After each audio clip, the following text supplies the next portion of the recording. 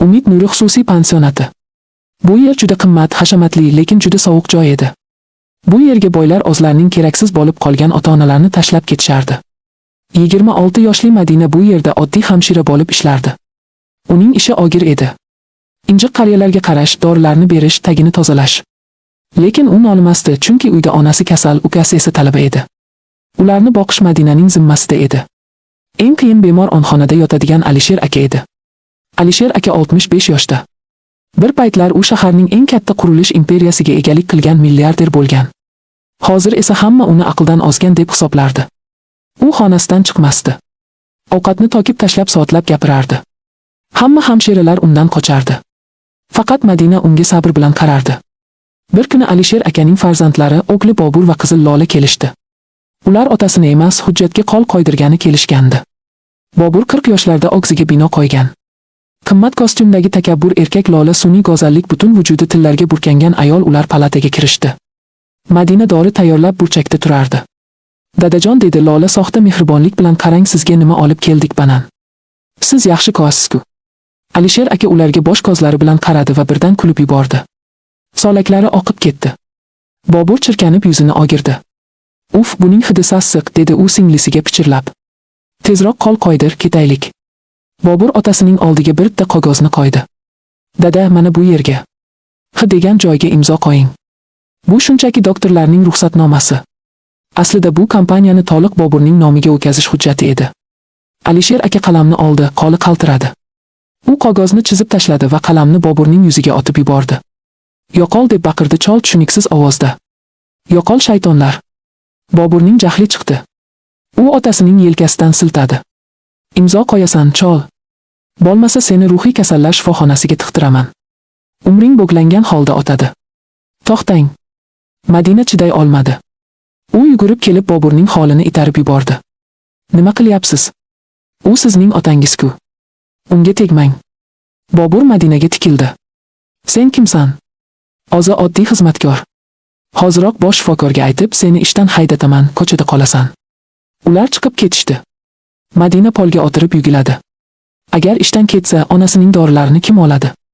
Kechqurun Madina Alisher akaning xonasini tozalayotgandi. Uning ko'zlarida yosh bor edi. "Nega yig'layapsan, qizim?" Madina cho'chib tushdi. Ovoz bu ovoz qaltiroq va telba cholning ovozi emasdi. Bu qat'iy, chuqur va tiniq ovoz edi. U Alisher akaga qaradi. Chol karavotda o'tirardi. Uning nigohi tiniq, ko'zlarida aql charaqlab turardi. U belini tik tutib o'tirardi. "Siz gapiryapsizmi?" dedi Madina hayratdan. "Men har doim gapirganman", dedi Alisher aka jilmayib. "Faqat eshitadigan odam yo'q edi. Lekin hamma sizni telba deb o'ylaydimi?" Alisher aka stulga o'tib o'tirdi. "Bu mening o'yinim, Madina. Men bolalarimni sinadim. Ularga nima kerakligini bilmoqchi edim. Otasimi yoki otasining yarimi? Va ular sinovdan o'ta olishmadi", dedi Madina past ovozda. "Afsuski, yo'q. Ular meni tiriklangin tomibdi. Ular kompaniyani bo'lib olib, keyin meni eng arzon davlat shifoxonasiga tashlashmoqchi. Men buni bilaman." Alisher aka Madinaga tikildi. "Bugun meni himoya qilding. O'z ishingni yo'qotishdan qo'rqmay meni himoya qilding." "Nega?" "Chunki bu insofsizlik", dedi Madina. "Siz ojizsiz. Ular esa men ojiz emasman", dedi Alisher aka ko'zini qisib. "Men shunchaki charchaganman va menga yordamchi kerak. Men yordam beraman. Yo'q, dori berishda emas. Menga sherik." Keyin sekin Madinaga yaqinlashdi. Madina ko'zlarini mahkam yumib oldi. Qo'llari bilan ko'ylagining gijimladi. "Ko'zingni och, Madina", dedi Hikmat aka past ovozda. Madina ko'zini ochdi. Hikmat aka unga shahvat bilan emas, balki qandaydir charchoq va umid bilan qarab turardi. U cho'ntagidan pichoq yoki dorilar emas, balki bir bo'g'lam kalit va eski charm daftar chiqardi. "Kiyimingni yechishing shart emas", dedi u stulga o'tirib. "Bugun va umuman hech qachon senga erkak sifatida tegmayman." Madina hayratdan qotib qoldi. "Tushunmadim men. Senga uylandim chunki men olyapman, qizim." Hikmat aka og'ir xo'rsindi. "Menda so'nggi bosqich. Shifokorlar 1 oy, balki 2 oy vaqtim borligini aytishdi." "Unda nega uylandingiz?" "Chunki men olganimdan keyin bu uydagi sirlar ochilmay qolishdan qo'rqaman. Jiyanim Jamshid u maxluq. U mening olishimni kutayapti. U mening boyligimni olib, o'zining iflos ishlarini davom ettirmoqchi." "Qanaqa ishlar?" "Jamshid qurilishda sement va armaturadan o'g'irlaydi. U qurgan uylar, ular xavfli. Olgan yili bitta bino qulab tushdi, 5 kishi oldi. Jamshid buni bosdi qildi. Aybni boshqalarga tonkadi. Men buni kech bildim. Endi esa u meni yo'q qilib kompaniyani to'liq egallamoqchi. Agar u boshliq bo'lsa, butun shahar xavf ostida qoladi. Yuzlab uylar qulab tushishi mumkin. Hikmat aka Madinaga daftarni uzatdi. Bu yerda hamma dalillar bor. Jamshidning ogirliklari, poralari, soxta hujjatlari. Men buni politsiyaga bera olmayman, chunki politsiyada ham uning odamlari bor. Men olganimdan keyin bu daftarni faqat ishonchli odam prokuraturaning maxsus bo'limiga yetkazish kerak. Nega men? Deb so'radi Madina titrab. Men shunchaki o'qituvchiman. Chunki sen halolsan. Va eng muhimi, sen endi mening qonuniy xotinimsan. Mening vasiyatim bo'yicha hamma narsa senga qoladi. Jamshid senga tegishga qoqadi. Chunki agar senga biror narsa bo'lsa, shubha darhol unga tushadi. Hikmat aka Madinaning qoliga kalitlarni tutkazdi. Bu xonaning kaliti. Bugundan boshlab sen bu yerda yashaysan. Men esa kabinetda uxlayman. Lekin hamma bizni er-xotin deb o'ylash kerak. Jamshid bizni kuzatadi. Sen rol o'ynashing kerak, Madina. Baxtli kelinchak rolini. Agar Jamshid bilsa-chi? Agar bilsa, Hikmat akaning yuzi qoraydi. Ikkimizni ham oshi qurilayotgan betonlar orasiga ko'mib yuboradi. Shuning uchun ehtiyot bor. Bu uyda devorlarning ham qulogi bor. Madina oshi tunda uxlay olmadi. U dabdabali kasrda emas, minalashtirilgan maydonda turgandek edi. Soat tungi 3. Oqoq bo'lganda yo'lakda galati tovush eshitildi. Xuddi kimdir polda sudralayotgandek. Madina o'rnidan turib eshikka qulogini tutdi. Tovushlar yaqinlashdi va uning eshigi tagida to'xtadi. Eshik tutki-sekin juda ehtiyotkorlik bilan pastga bosildi. Madina nafasini ichiga yutdi. Hikmat aka eshikni ichkaridan qulflashni aytgandi va u shunday qilgandi. Eshik ochilmadi. Tashqaridan kimdir past ovozda sokindi. Bu Jamshidning ovozi edi. Shoshmay tur o'qituvchi, dedi u eshik ortidan shivirlab, baribir qo'limga tushasan.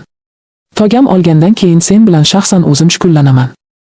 Jamshidning qadam tovushlari uzoqlashdi. Madina tushundiki, uning hayoti endi qil ustida turibdi. Bu uyda u ovchi emas, olja edi. Ertasi kuni ertalab nonushta vaqti. Dasturxon atrofida Hikmat aka, Madina va Jamshid o'tirardi. Jamshid Madinaga tikilib soxta tabassum qildi. Kelinoyi tun yaxshi otdimi?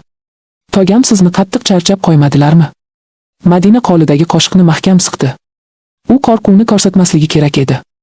Hammasi ajoyib, Jamshid aka, dedi u jilmayib, ichidan yiglasa ham togangiz juda mehribon inson ekanlar. Hikmat aka Madinaning qo'lidan ushlab qo'ydi. Bol barakalla rolga kirishding degani edi. Shu payt xizmatkor ayol choy olib keldi. Madina payqadi.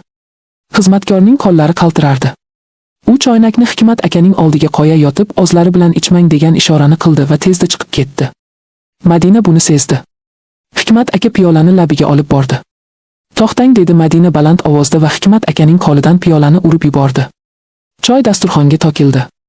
Gilam ustiga tushgan choydan galati oq kopik chiqdi. Zahar Jamshid o'rnidan sakrab turdi. Sen nima qilyapsan, jinni? Madina Jamshidga tik qaradi. Bu choyda nima bor edi, Jamshid aka? Nega xizmatkor qoqib ketdi? Jamshidning ko'zlari qisildi. U endi o'yin o'ynamasdi. Sen ko'p narsaga aralashyapsan. Kelinoyi, bu uyda qiziqlarning umri qisqa bo'ladi. Hikmat aka o'rnidan turdi. Uning yuzi gazabdan qizarib ketgandi. Yo'qol, deb baqirdi u Jamshidga. Kozimdan yo'qol. Jamshid kuldi. Sovuq va vahshiy kulgu. Men ketaman to'yga, lekin uzoqqa emas. Sizning vaqtingiz oz qoldi. Dori ichasizmi, choy ichasizmi, farqi yo'q. Soat millari sanalyapti. Jamshid chiqib ketdi. Hikmat aka yuragini ushlab stulga yiqildi. Dorimni ber, dedi u xirillab. Madina uning cho'ntagidan dori olib bermoqchi bo'ldi, lekin Hikmat aka uning qo'lini ushladi. Yo'q, bu dorini emas, seyfagisini ol. Jamshid mening dori qutimni almashtirib qo'ygan bo'lishi mumkin. Madina seyfni ochib yangi dori berdi. Hikmat aka biroz og'ziga keldi. Ko'rdingmi, Madina? Urush boshlandi, endi orqaga yo'q. Biz yo yutamiz yoki olamiz. Oxa voqeadan keyin choydagi Zahar, Hikmat aka va Madina oshxonalariga qamalib olishdi. Ular tushunishdiki, Jamshid endi ochiqchasiga harakat qiladi. Hikmat aka maxfiy telefonidan kimgadir qo'ng'iroq qildi. Polkovnik, vaqt keldi, dedi u qisqa qilib. Bugun tunda operatsiyani boshlaymiz. Hikmat aka Madinaga yuzlandi. Madina, bugun men olaman. Madina cho'chib tushdi. Nima? Qorma, bu shunchaki o'yin. Men maxsus dori ichaman. U yurak urishimni juda sekinlashtiradi. Tanam sovib, nafasim deyarli sezilmay qoladi. Jamshid kirganda u meni oldi deb o'ylaydi. Uning maqsadi seyfdagi qora daftarni va sening imzongni olish. U og'zini his qilgan paytda eng katta xatosini qiladi. Hikmat aka seyfdan oshi daftarni olib, stol ustiga ko'rinarli joyga qo'ydi. Sening vazifang rolni oxirigacha o'ynash. Yigla, yolvor, qo'rq. Jamshid sening singaningni ko'rish kerak. U shundagina ehtiyotkorlikni unutib, hamma narsani bo'yniga oladi. Dilshodbek erimdan ko'p mehr berardi, chunki qaynonamga o'xshagan edi. Erni ukasi yaxshi bola edi. Qaynonam va qaynotam Jizzaxga zomlikani ketishdi. 5 kunga uyda erimni ukasi bilan qoldik. Katta hovlida hovlini suproqandim. Emni ukasi orqamdan kelib quchoqladi. Kelin oyi menga 1 kunlik vaqtingizni bakishlaydi. Sizni bedoringizga toy bo'lay, chunki sizni yoqtirib qolganman deb bo'ynimdan olibdi. Men shokda edim, lekin o'zimga ham juda yoqib ketdi. Chunki 1 yil erkakmadim. O'zimga ham yoqib qoldi. Erini ukasi quchoqlab olib, umuman qo'yib yubormadi. Hasanchalarimdan boshladi. Oq deya maza qilardim. O'zim ham yoqishib ketdim. Quchoqlab qarib oldida. Xonaga olib kirib ketdi. Spalninga yotqizdi. Ey, nima qilyapsiz? Dilshodbek degandim, hozir ko'rasiz kelin oyi deb ustidagi kiyimlarni yechdi. Bitta tursida qolib menga yopishib ketdi. O'zim ham qarshilik qilmadim. Juda xohlab turgandim. Rosi ustimga chiqib Hasan-husanchalarimni yeza boshladi. Oq deya maza qilardim. Sekin meni yechindirdi. Yechindim. Sirazi pastga qarab tushib ketdi. Ikkita uyogimni ochib pomidordan yala boshladi. Oqma maza qildim. Lekin Dilshodbekni go'sht kaltagi qattiq turib ketdi. Sekin tika boshladi. 7-osmonga uchganimni tasavvur qildim. 2 soat tindirmay yotdik. Ichlarimga tashlab yubordi. Shunchalar maza edi. Qaynukam ham rohatlandi. Ishni bajarib bo'lib yuvinib bo'ldik. Kech tushdi. Ovqatlanib bo'ldik. Yana kelib yopishib ketdi. Eri bilan mening yotoqxonamizga kirdik. Yana ijodni boshladik.